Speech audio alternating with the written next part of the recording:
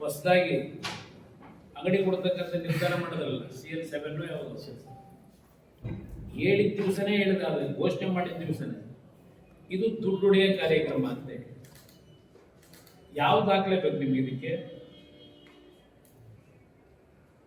ಸದ್ಯ ಈ ಗಲಾಟೆ ನಡೀತಿದೆಯಲ್ಲ, ನಮ್ಮ ಪಕ್ಷದ ಹೆಸರು ಎಲ್ಲೂ ಬರಲಿಲ್ಲ ದೇವರಿಂದ ಜನತೆಗಳು. ನಾನು ಇವ್ರ ಜೊತೆ ಸರ್ಕಾರ ಮಾಡಿದಾಗ ನಮ್ಮ ಅಧಿಕಾರಿಗಳಿಗೆ ಹೇಳಿದೆ, ಫೈನಾನ್ಸ್ ಸೆಕ್ರೆಟರಿಗೆ, ಈ ಇಲಾಖೆ ನಾನು ಯಾರ ಕೈಗೂ ಕೊಡಲ್ಲ. ನನಗೆ ಬೇಕಾಗಿರೋದು ನನ್ನ ರೈತರ ಸಾಲ ಮನ್ನಾ ಮಾಡಲಿಕ್ಕೆ ನನ್ನ ದುಡ್ಡಿನ ಅವಶ್ಯಕತೆ ಏನಿದೆ. ಸೋರಿಕೆ ಆಗೋದು ಬೇಡ. ಇವೆಲ್ಲ ಮಂತ್ಲಿ ಕಲೆಕ್ಷನ್ಗಳು ಇವೆಲ್ಲ ಏನು ನಡೀತದೆ ಅದೆಲ್ಲ ನನ್ನ ಇದರಲ್ಲಿ ಬರಬಾರ್ದು ಅಂತ ಹೇಳಿ ಅವರಿಗೆ ಸಂಪೂರ್ಣ ಜವಾಬ್ದಾರಿ ಕೊಟ್ಟು ಸಾಲ ಮನ್ನಾ ಹಣ ನೀಡಿಸ್ತಕ್ಕಂಥದ್ದಕ್ಕೆ ನಾನು ಆ ಸಂದರ್ಭದಲ್ಲಿ ಪ್ರಾಮಾಣಿಕವಾಗಿ ನಡ್ಕೊಂಡಿದ್ದೆ. ಇದು ಬಹಳ ಸ್ಪಷ್ಟವಾಗಿ ಈ ರೀತಿಯ ಈ ಸರ್ಕಾರಗಳು ಏನು ನಡೀತಾ ಇದೆ, ಇನ್ನು ಎಷ್ಟು ವರ್ಷ ಬೇಕು ನಿಮಗೆ ಕೋಲಾರ ಚಿಕ್ಕಬಳ್ಳಾಪುರ ನೀರು ತರಲಿಕ್ಕೆ? ಇವತ್ತು ನನಗೆ ನಮ್ಮ ಮಲ್ಲೇಶ್ ಬಾಬು ಅವರು ರಿಕ್ವೆಸ್ಟ್ ಮಾಡ್ತಾ ಇದ್ದಾರೆ, ಏನಾದರೂ ಮಾಡಿ ಕೃಷ್ಣಾ ನದಿ ನೀರನ್ನ ಒಂದು 10 TMC ಆಂಧ್ರ ಪ್ರದೇಶದವರು ಈಗಾಗಲೇ ನಮ್ಮ ಬಾರ್ಡ್ರವರೆಗೂ ಅವರ ಒಂದು ಜಿಲ್ಲೆಗಳಿಗೆ ನೀರು ತಂದಿದ್ದಾರೆ. ಅಲ್ಲಿ ಒಂದು ಕಾರ್ಯಕ್ರಮದ ಹೆಸರು ಬೇರೆ ಹೋಗಿದ್ದಾರೆ. ಒಂದು ಯೋಜನೆ ಆಂಧ್ರದವರು ಮಾಡಿದ್ದಾರೆ, ಆಂಧ್ರದಲ್ಲಿ ಮಾಡಿದ್ದಾರೆ.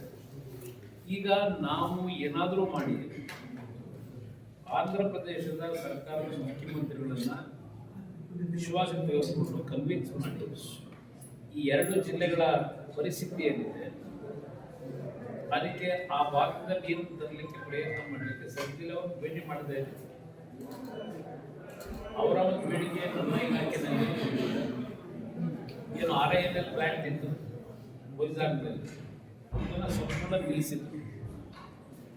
ಅವರ ಒಂದು ಮನವಿಗೋಸ್ಕರ ನಾನೇನೋ ಆಂಧ್ರ ಜನತೆಯ ಒಂದು ಭಾವನೆಗಳಿಗೆ ಧಕ್ಕೆ ತರದೆ ಆ ಒಂದು ಕಾರ್ಖಾನೆ ಪುನರ್ ಪ್ರಾರಂಭ ಮಾಡ್ತಕ್ಕಂಥದ್ದಕ್ಕೆ ಅವರ ಒಂದು ಸಹಕಾರದಲ್ಲಿದೆ ಏನು ಮಾಡಿದ್ದೇವೆ. ಒಂದು ವಿಶ್ವಾಸದಲ್ಲಿ ಆ ಭಾಗದಲ್ಲಿ ನಾವು ಹೆಚ್ಚು ನೀರು ಇರ್ತಕ್ಕಂಥ ಏನು ನಮಗೆ ಇನ್ನೂ ಟ್ರಿಬ್ಯುನಲ್ನ ತೀರ್ಪೇನಾಗಿದೆ 178 TMC ಉಪಯೋಗ ಮಾಡ್ಕೊಳ್ಳೋಕೆ ಅವಕಾಶ ಇದೆ. ಒಂದು 10 TMC ಉತ್ತರ ಕರ್ನಾಟಕದ ಜನತೆಯಲ್ಲೂ ರಿಕ್ವೆಸ್ಟ್ ಮಾಡಿದ್ರೆ ಅಲ್ಲಿನೊಂದು ರಾಜಕೀಯ ಮಾಡಿಬಿಡ್ತಾರೆ. ಇಲ್ಲಿ ನೀರು ಅಲ್ಲಿಗೆ ತಗೊಂಡು ಹೋಗ್ತೀನಿ ಅಂತ ಅದನ್ನು ಬೇಕಾದ್ರೆ ಇವತ್ತು ರಾಜಕೀಯ ಮಟ್ಟಕ್ಕೆ ಬಂದಿದೆ. ಅವ್ರನ್ನೂ ವಿಶ್ವಾಸಕ್ಕೆ ತಗೊಂಡು ಅಲ್ಲಿಂದ ತಂದರೆ 2 ಜಿಲ್ಲೆಗಳನ್ನು ಉಳಿಸ್ಲಿಕ್ಕೆ ಸಾಧ್ಯ ಅಂತಕ್ಕಂಥದ್ದು ಕೆಲವು ನೀರಾವರಿ ಮೂವ್ ಮಾಡ್ತಾ ಇದೆ. ಎಷ್ಟು ಮಟ್ಟಿಗೆ ನಾವು ಯಶಸ್ಸು ಕಾಣ್ತೀವಿ ಅನ್ನೋದು ನಾನು ಇಲ್ಲಿ ಹೇಳಲಿಕ್ಕೆ ಹೋಗಲ್ಲ. ನಮ್ಮ ಜವಾಬ್ದಾರಿಯನ್ನು ಪ್ರಾಮಾಣಿಕವಾಗಿ ನಿರ್ವಹಿಸಬೇಕು ಅಂತ ತೀರ್ಮಾನ ಇದೆ. ಏಕೆಂದರೆ ಕೋಲಾರ ಜಿಲ್ಲೆ ಜನತೆ ಮಲ್ಲೇಶ್ ಬಾಬುನ ಗೆಲ್ಲಿಸಿದ್ದೀರಿ, ನಿಮ್ಮ ಋಣ ನಮ್ಮ ತಲೆ ಮೇಲಿದೆ. ಆ ಋಣ ತೀರಿಸ್ತಕ್ಕಂಥದ್ದಕ್ಕೆ ಪ್ರಾಮಾಣಿಕವಾಗಿ ಈ ಜಿಲ್ಲೆಯ ಜನತೆ ಜೊತೆ ನಾವಿದ್ದೇವೆ, ಯಾವುದೇ ಕಾರಣಕ್ಕೂ ಮರೆಯತಕ್ಕಂಥದ್ದು. KGF ವಿಷಯದಲ್ಲಿ ಪದೇ ಏನಾದರೂ ಅಲ್ಲಿಗೆ ಒಂದು ಹೊಸದಾಗಿ ಯೋಜನೆ ತರಬೇಕು ಅಂತಕ್ಕಂಥದ್ದು ಮಲ್ಲೇಶ್ ಬಾಬು ಅವರ ಚಿಂತನೆಯೂ ಏನಿದೆ. ನಾವು ಹಲವಾರು ರೀತಿಯಲ್ಲಿ ವರ್ಕೌಟ್ ಮಾಡೋಕ್ಕೆ ಪ್ರಯತ್ನ ಪಡ್ತಾ ಇದ್ದೇವೆ, ಏನು ಮಾಡ್ಬೋದು ಅಂತಕ್ಕಂಥ. ಅದರಿಂದ ಇವತ್ತು ಈ ಸರ್ಕಾರದ ಬಗ್ಗೆ ನಾನು ದೊಡ್ಡ ಮಟ್ಟದಲ್ಲಿ ಚರ್ಚೆ ಮಾಡಿದ್ದು ಸಮಯ ಇದೆ, ಅವಕಾಶ ಇದೆ.